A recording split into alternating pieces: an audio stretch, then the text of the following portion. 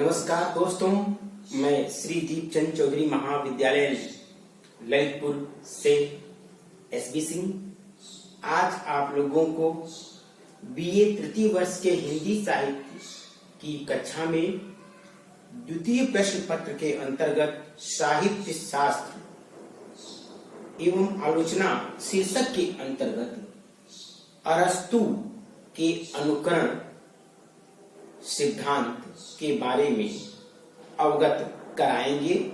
आप लोग ध्यान से पढ़िएगा और समझिएगा।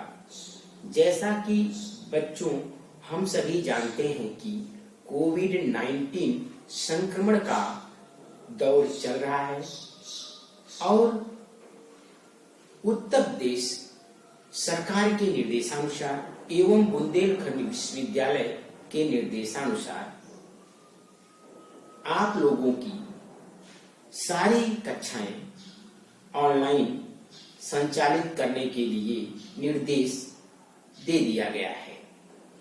ठीक, इसलिए आप लोग घर पर रहकर ही ऑनलाइन कक्षाओं का पढ़ते हुए आनंद लीजिए और घर में रहिए, स्वस्थ रहिए, सुरक्षित रहिए।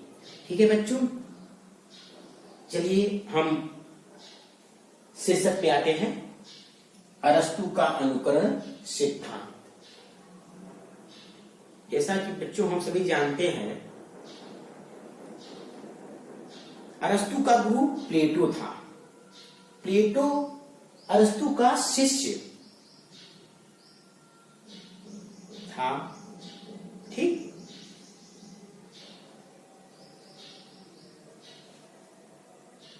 अरस्तु ने प्लेटो के अनुकरण सिद्धांत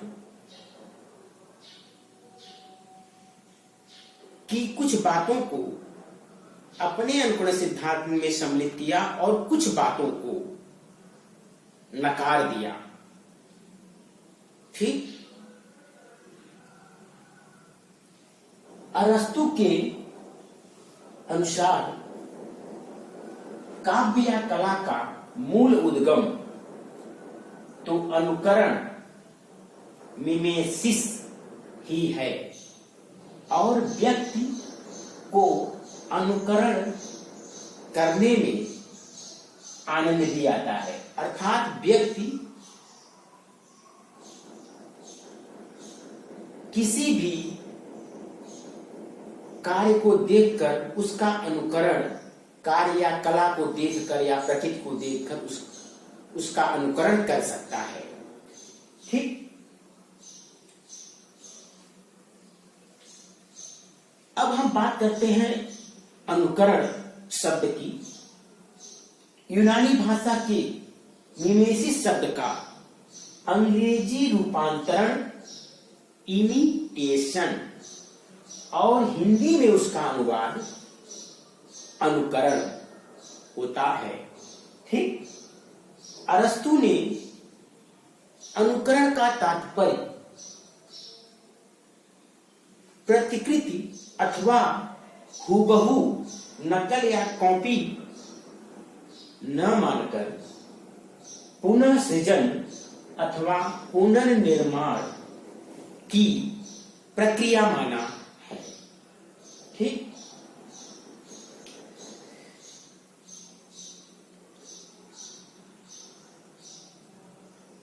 अरस्तु के अनुकरण सिद्धांत के साथ साथ काव्य का कला सर्जन के समय कुछ और भी उसमें तत्व मौजूद रहता है।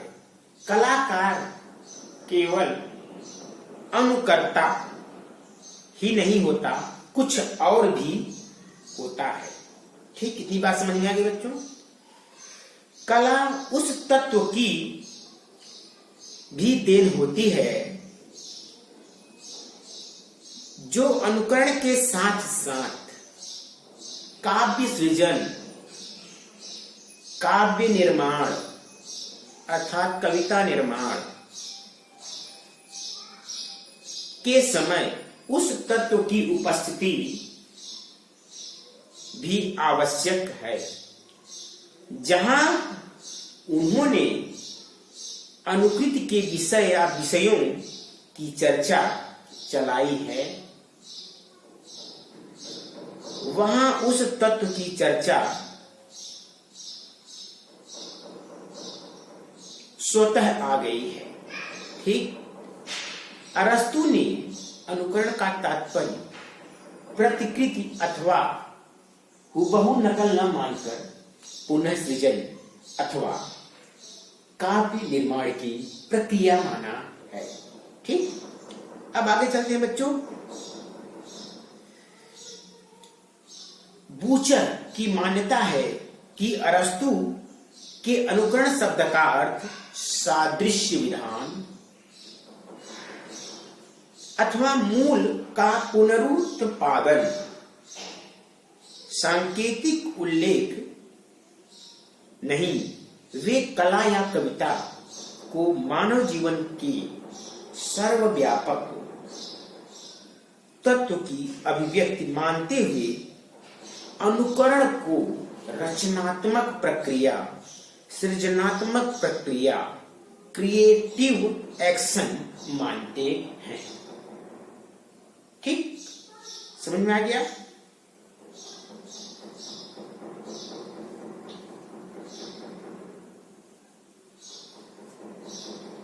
अरस्तु कला को प्रकृति का अनुकृति मानते हैं। क्या? प्रकृति, जो कला होती है प्रकृति का अनुसरण करती है। कविता सामान्यतः मानवीय प्रकृति की दो सहज प्रवृत्तियों से उद्भूत हुई जान पड़ती है।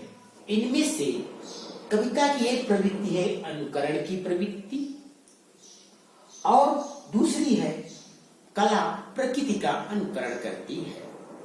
ठीक,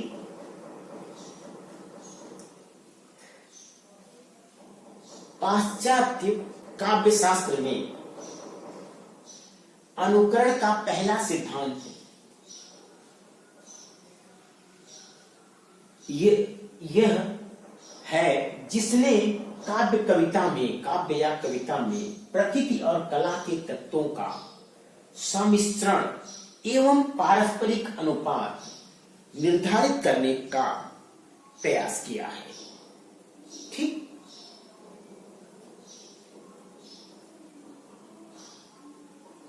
अरस्तु ने अनुकरण शब्द का प्रयोग विभिन्न अर्थों में किया है।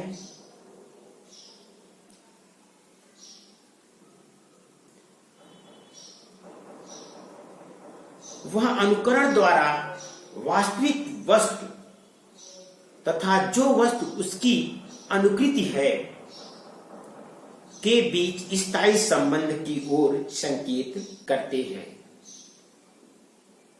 प्लेटो का विश्वास था कि ईश्वर जनित मूल आदर्श आइडिया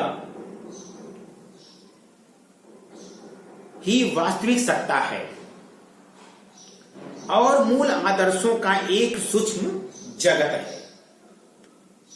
यह स्थूल संसार उसी सूक्ष्म जगत का अपूर्ण अनुकरण है। यदि परमात्मा है तो ब्रह्मांड उसकी अनुकृति है और यदि पदार्थ है तो उनकी प्रतिच्छाया अनुकृतियां हैं। यदि मानव कृत शिल्प वस्तुएं हैं तो उनके चित्र अनुकृतियां हैं।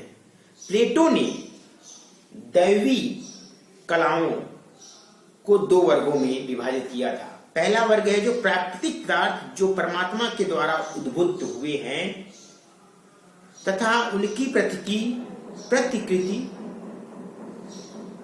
जो हमें स्वप्न में अथवा जल आदि में पड़े प्रतिबिंबों में दिखाई देती है। इस प्रकार मानवीय कलाओं को भी उसने दो भेद किए। कौन? मानवीय कलाओं को भी प्लेटो ने दो भेद के अंतर्गत रखा। ठीक,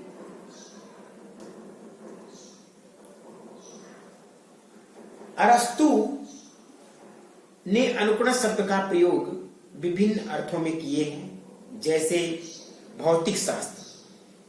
यहां उन्होंने कला को प्रकृति की अनुकृति मानते हुए स्वीकार किया है कि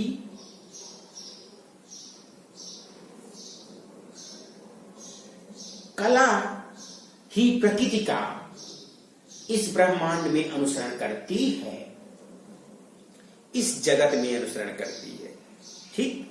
अब दूसरे राजनीति शास्त्र, ये तो था भौतिक शास्त्र, ये राजनीति शास्त्र के रूप में अनुकरण शब्द का क्या अर्थ बताते हैं अरस्तु, उसको देख लीजिए आप लोग। इसमें कला को, राजनीति शास्त्र में अनुकरण को, कला को उन्होंने, अनुकरण की कला को उन्होंने प्रकृति के सादृश्य की अनुकृति स्वीकार किया है, यानी प्रकृति के समान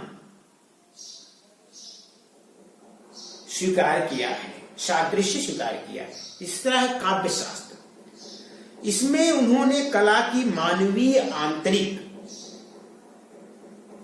भावानुभूतियों और प्रवृत्तियों की अनुकृति स्वीकार किया है। ठीक। समझ में आ गया। उपर्युक्त विवेचन के आधार पर निष्कर्ष रूप में हम कह सकते हैं कि अरस्तु के अनुसार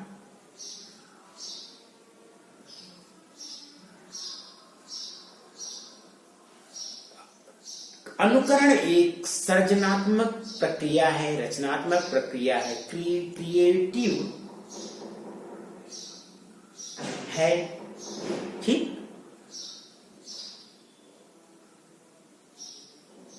उनकी धारणा है क्या कि अनुकरण की प्रक्रिया के माध्यम से ही, अनुकरण की जो प्रक्रिया होती है उसके माध्यम से ही प्रकृति के अनेक दोषों का निराकरण, ब्रह्मांड के अनेक दोषों का निराकरण, जगत के अनेक दोषों का निराकरण कला द्वारा उसकी अपूर्णता